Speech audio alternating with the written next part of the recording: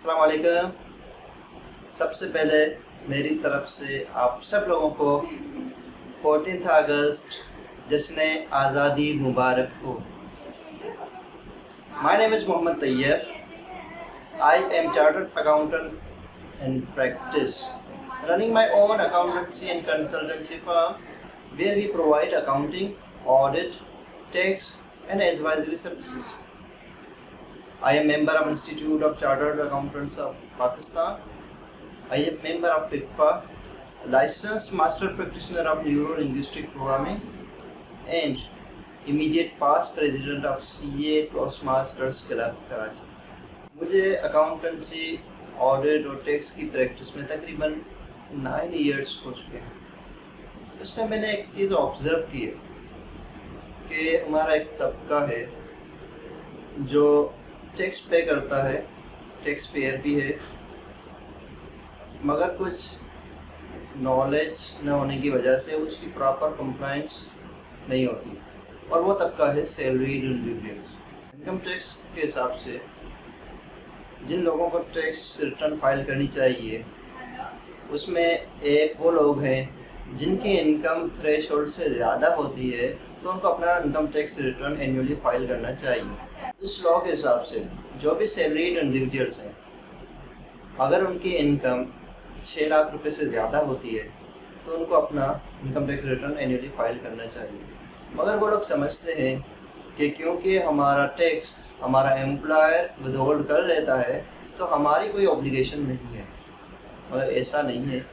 जो भी salaried individuals उनको अपनी इनकम टैक्स रिटर्न फाइल करनी होगी अगर इनकी इनकम 6 लाख रुपए से ज़्यादा है, चाहे उसका एम्प्लॉयर टैक्स विथहोल्ड कर रहा हो फिर भी इनको अपना इनकम टैक्स रिटर्न फाइल करना होगा। दूसरे जो सैलरीड इंडिविजुअल्स हैं तो वो अपना इनकम टैक्स रिटर्न तो फाइल करते हैं, मगर कुछ नॉलेज की कमी की वजह से उसका टैक्स रिटर्न प्रॉपर फाइल नहीं हो पाता, या वो वेल्थ स्टेटमेंट प्रॉपर तरीके से फाइल नहीं कर पाते।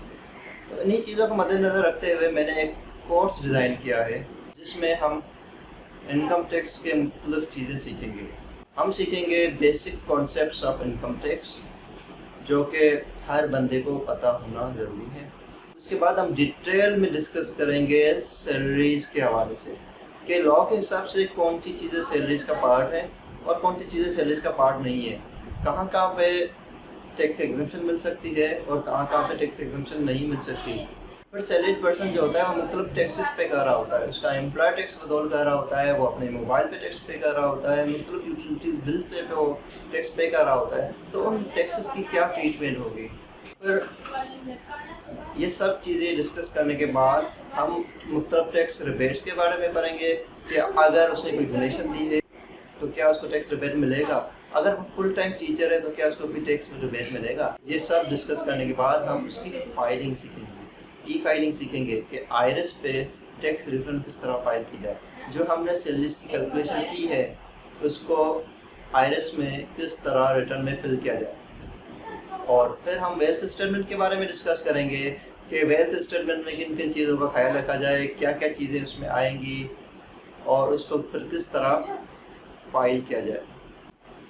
ये कोर्स अटेंड करने के बाद अगर आप सैलरीड इंडिविजुअल हैं तो आप खुद अपनी रिटर्न फाइल कर सकते हैं, और अगर आप अपनी इनकम बढ़ाना चाहते हैं तो part time as a consultant काम कर सकते हैं और सैलरीड इंडिविजुअल्स की रिटर्न आप आसानी से फाइल कर सकते हैं। इस कोर्स का दौरानिया सिर्फ 6 आवर्स है। हमारी फर्स्ट क्लास जो होगी वो 29 अगस्त को होगी, सेकेंड 30 अगस्त को, और लास्ट क्लास 5 सितंबर को होगी। इसकी टाइमिंग 6 to 8 PM है। अगर आप लाइव अटेंड नहीं कर सकते तो उसकी आपको बाद में रिकॉर्डिंग भी अवेलेबल हो जाएगी। इस कोर्स के बारे में मज़ीद अगर आपको कोई डिटेल चाहिए तो व्हाट्सएप नंबर गिवन है, आप उस व्हाट्सएप नंबर पे मैसेज करें, आपको उसकी सारी डिटेल्स प्रोवाइड की जाएगी। इंशाल्लाह अब हमारी ट्रेनिंग में मुलाकात होगी, तब तक अपना ख्याल रखिएगा। अस्सलामु अलैकुम व रहमतुल्लाहि व बरकातहू।